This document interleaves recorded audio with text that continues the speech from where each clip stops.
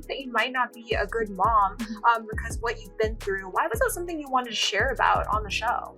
Because it was something that was affecting my mood. I'd read comments online and it was very hurtful because it's like Gypsy Rose Blanchard's media tour is in full swing, and the way she's being presented is raising a lot of questions.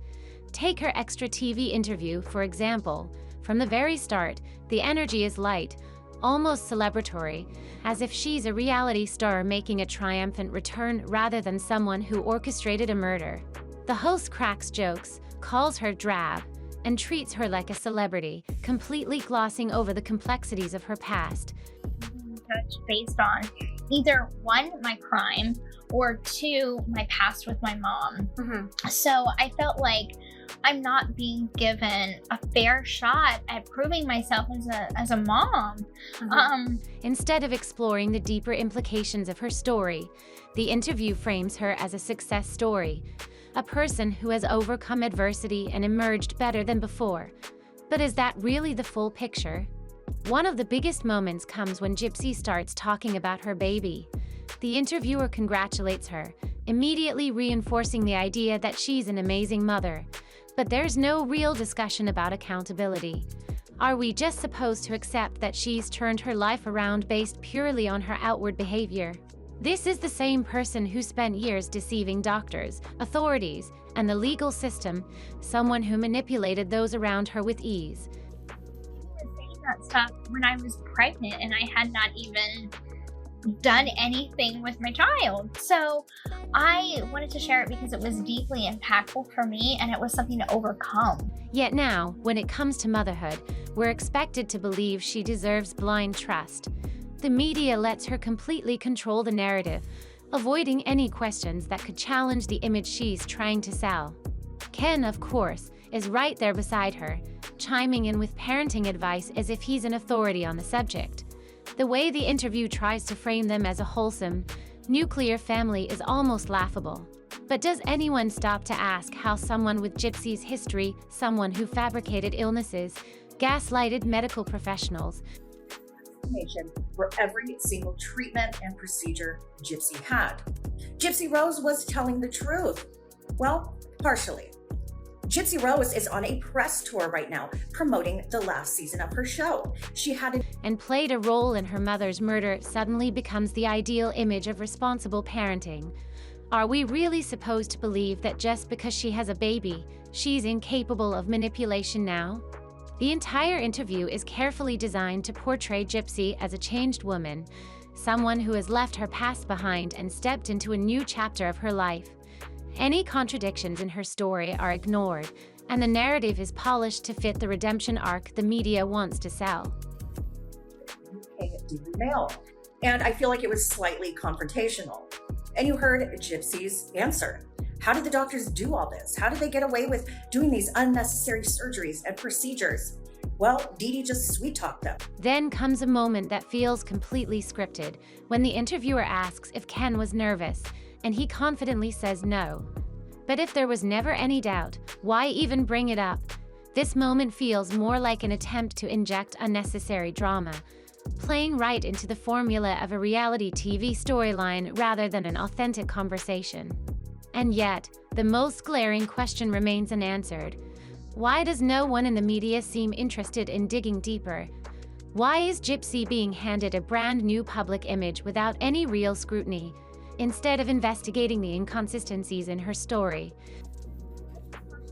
The truth with that statement. There was one doctor that they were very, very close with, like blurring professional lines here. His name was Dr. Beckerman, but I'll get to him in a little while. When you Google Gypsy Rose and the media is simply helping her rebrand herself. It's far easier to let her sell this carefully curated version of her life than to risk exposing the contradictions that still linger beneath the surface. Her appearance on Loose Women takes a slightly different angle, leaning more into the dramatic aspects of her past. And Dee, in connection to that, it gives you a lot of misinformation.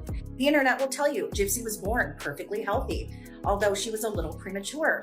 But let me tell you from somebody who has studied this case, looked at the medical records, this simply is not true. The hosts opened by stating that Gypsy was jailed for the murder of her mother, but they immediately soften the impact by emphasizing the abuse she allegedly endured. Before she even speaks, the audience is already being guided towards seeing her as a victim first, which ensures that they'll be more sympathetic to whatever she says next. Your ex said that he would step up if he was the father. Were you both shocked when you saw that unfolding?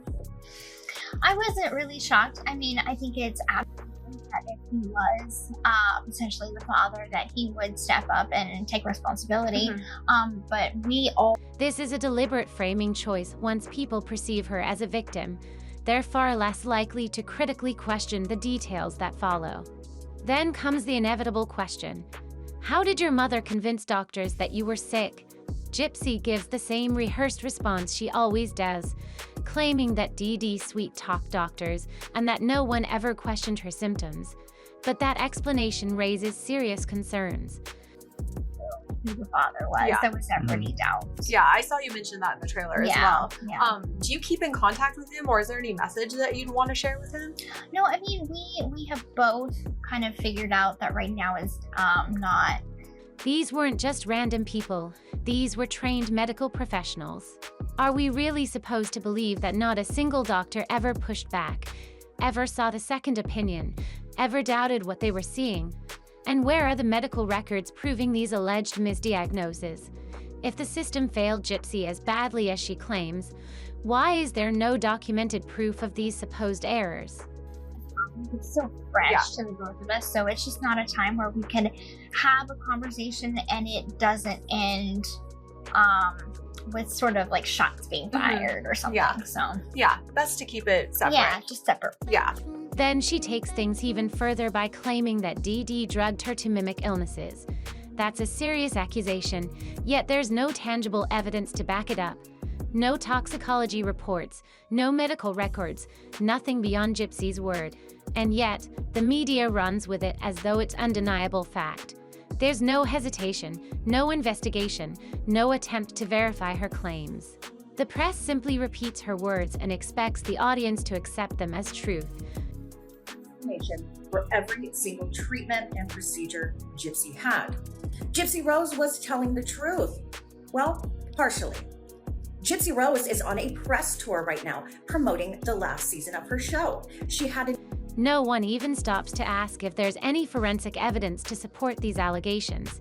If Dee had been drugging her for years, wouldn't there be some kind of medical trace, old prescriptions, or toxicology findings? But none of that is ever brought up. Instead, the media just amplifies her narrative without question. Then comes the inevitable emotional moment. Gypsy talks about feeling trapped and says she regrets what happened. UK Daily Mail. And I feel like it was slightly confrontational. And you heard Gypsy's answer. How did the doctors do all this? How did they get away with doing these unnecessary surgeries and procedures? Well, Dee just sweet-talked them. But pay close attention to how she words it. She doesn't say she takes responsibility. She doesn't acknowledge her role in orchestrating the crime. Instead, she uses a phrase designed to distance herself from it. Hindsight is 20/20. That's not accountability, that's deflection. She's framing herself as someone who was helpless, someone who had no choice but to go along with what happened. But is that really the case? The reality is, Gypsy wasn't some powerless child with no way out. She had options. She had access to the internet.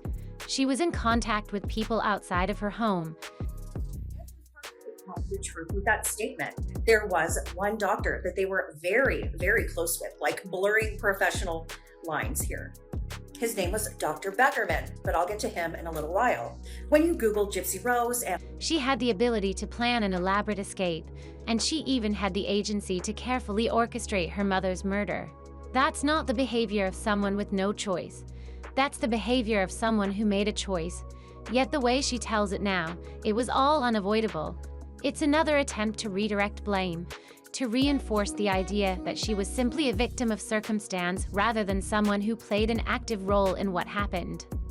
And Dee, in connection to that, it gives you a lot of misinformation. The internet will tell you Gypsy was born perfectly healthy, although she was a little premature.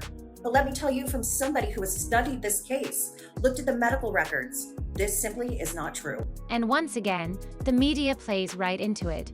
The interviews give her an open platform to push whatever redemption arc she wants, and no one dares to challenge it.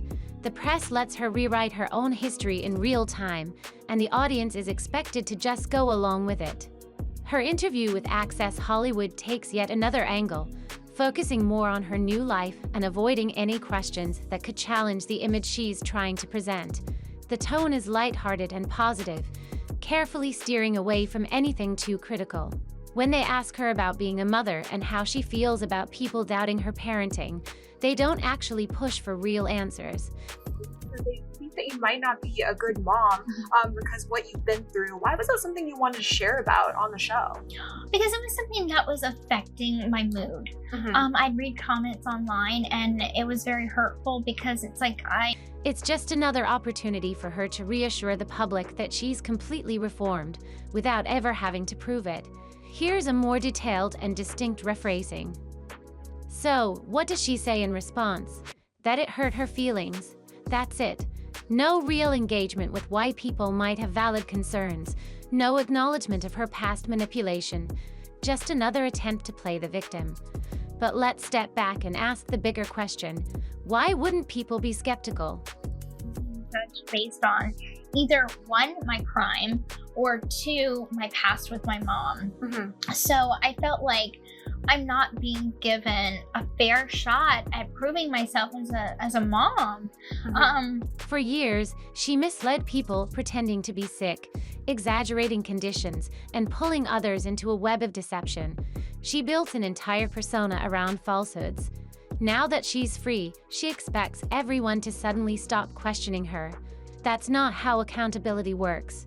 Yet, instead of addressing these very real concerns, she brushes them off, and the interviewer conveniently lets it slide.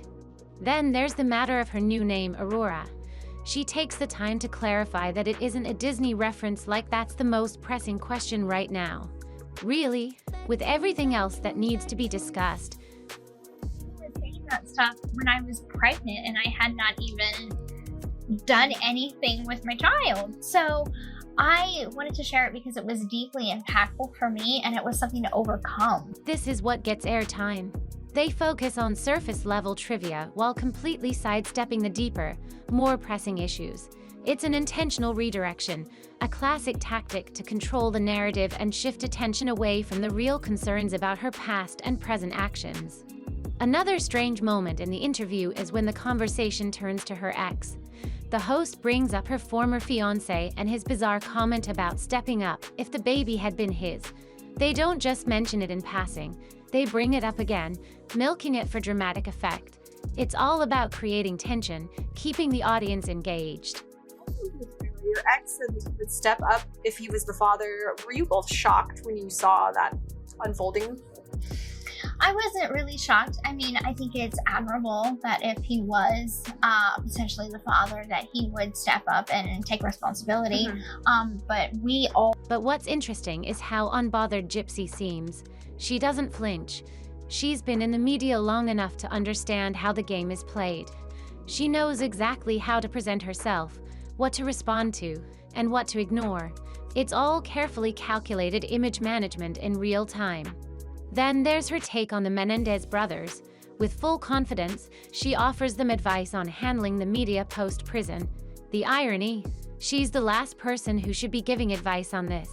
If anything, she's a textbook example of what not to do. And yet, she positions herself as an expert on reintegrating into society, as if she's taken some moral high ground. But let's be real, she didn't quietly transition back into normal life. She didn't take a step back to reflect on her actions. The moment she got out, she jumped straight into the spotlight, with cameras flashing and business deals in hand.